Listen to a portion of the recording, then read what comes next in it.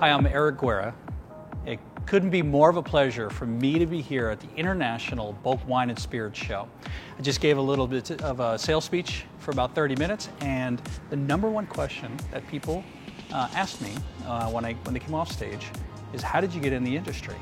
It was interesting. There was a lot of people in the room that were from the industry, and they were part of either big wineries, small wineries, and that's beautiful. But there was a whole bunch of people that were starting off their own brands, starting off that had their little wineries or whatever it was, or trying to sell wine, trying to start their own sangria.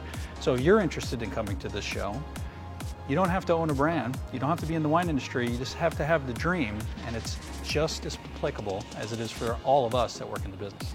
One of the ways that brand ambassadors can use social media to their advantage is to be authentic. I see too many platforms that just kind of post pictures of people drinking wine or having food, and it's kind of superficial, and even the millennial brands that kind of works with for a little while, but at the end of the day, people love wine because it doesn't have to be a vineyard story or an estate story, but something a little bit more meaningful about either the wine itself or in an environment where it looks something like that's a little bit more real than just actors. And if it is a higher end wine, then something a little bit more about the estate, the wine itself, the packaging, things where people can learn but still be entertained in very short snippets.